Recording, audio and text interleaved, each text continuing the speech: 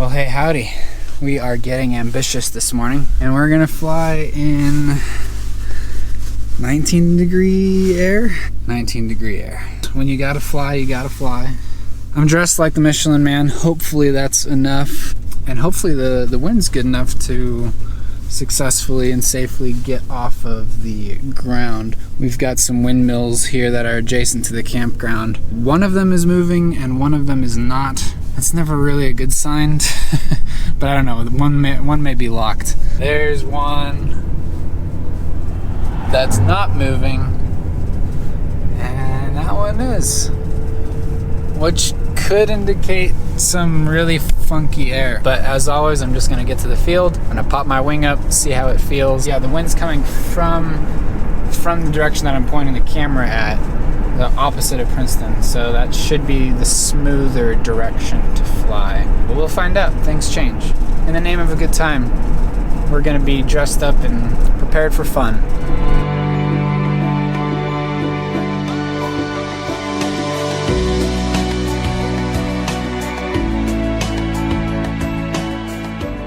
Alright, so we're out here on the field, and feels a little gusty. 3 miles an hour is the threshold for smooth air. It's gusting at least up to 6, so almost double that. And it's coming from that direction. And if you're not blind, you'll see that there is a hill, pretty big hill called Midland Hill right there. That's what I flew over last time. Wind's kind of shifting between here and here, so it's kind of coming down the valley, which is promising, but if it's coming from over Midland Hill, then we have issues. So we need a nice smooth direction and a steady wind speed, which we don't really have either of those. So I'm not hopeful to getting off the ground. You know, there's no mandatory launch, there's only mandatory landings, and it's better to be on the ground wishing you were in the air than in the air wishing you were on the ground. So I'm gonna kite. I'm gonna freeze my booty off kiting instead of flying. It's not really what I want to do. If I'm gonna be cold, I want to be at least in the air, but I'm gonna suck it up and do what is safe and just feel it out first.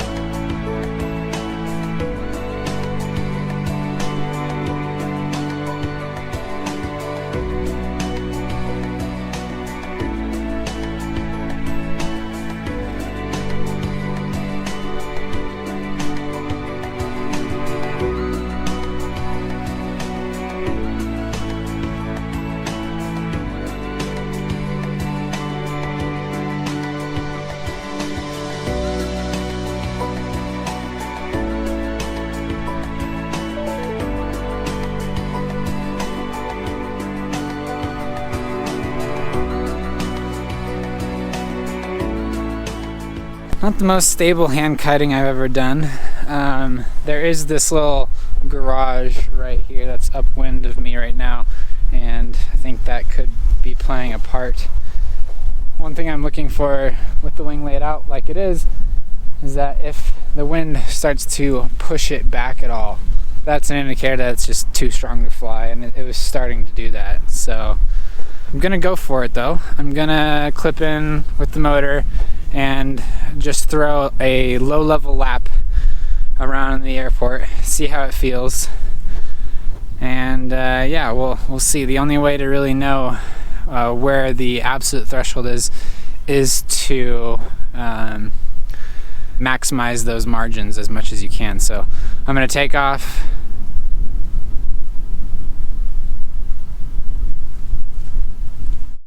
It's a little too strong to fly for me to feel comfortable flying. Do I want to fly? Yes, but I need to treat flying here like I'm a brand new pilot, because this is not Florida. I am not flying in Florida with Florida altitude density, and I need to be very aware that the terrain makes all the difference. I don't know nearly as much as I did know in Florida.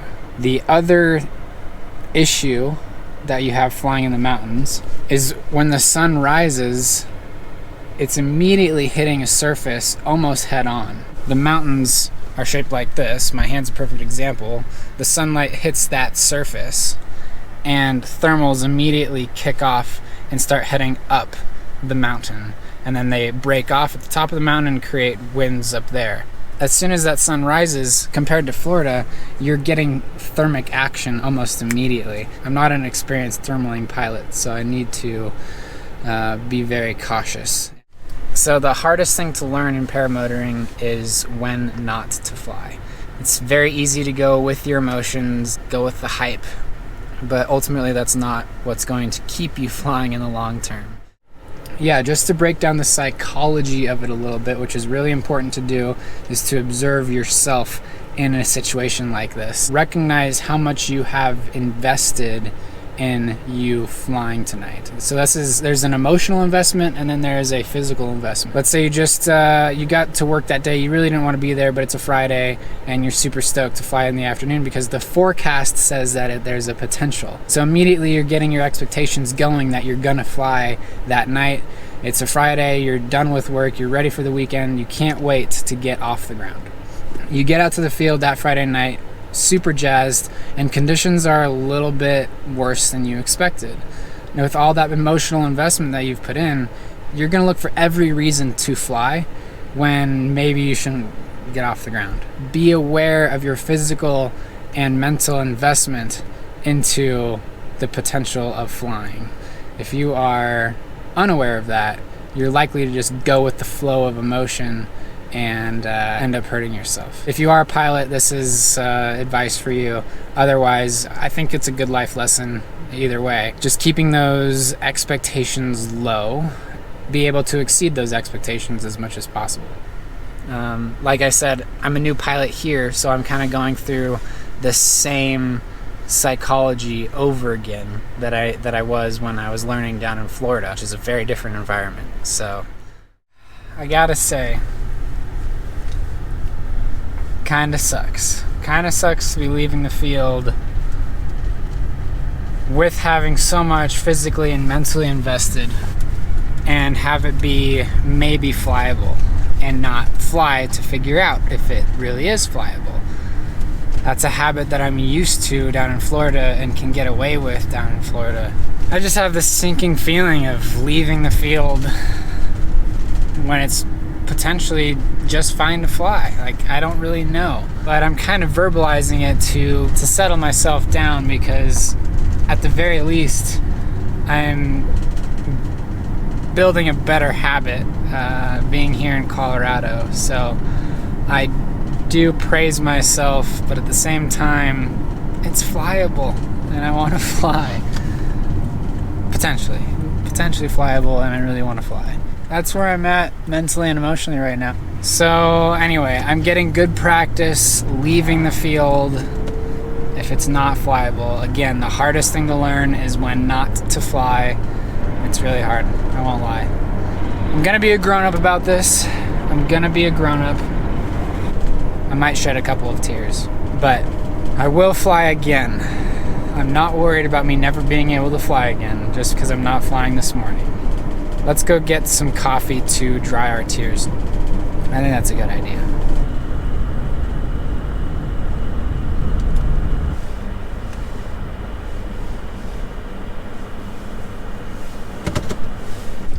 Telling myself I deserve it. We'll go spend some time down by the river. Just appreciate life. Because you don't need to be in the air to appreciate life.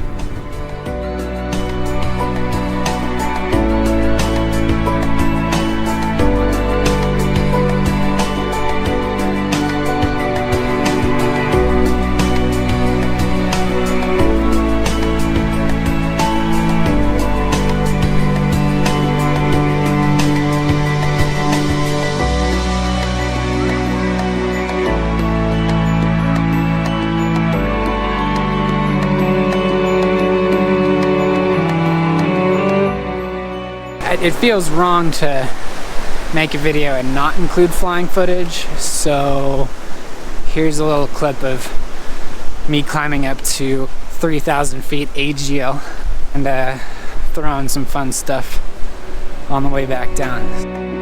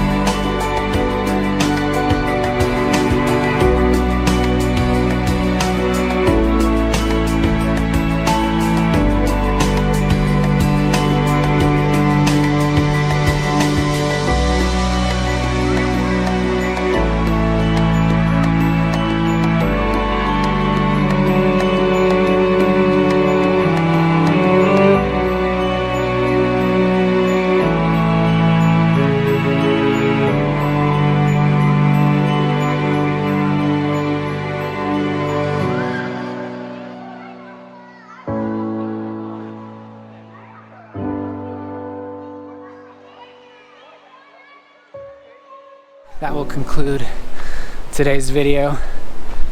If you're enjoying the content at all, I'd love for you to drop a like, consider subscribing, and apparently if you hit that bell notification, you'll be able to get notified when I post an update like this. So it's free. Why not? Have a blessed day. Go and do good things. We'll see you in the next one.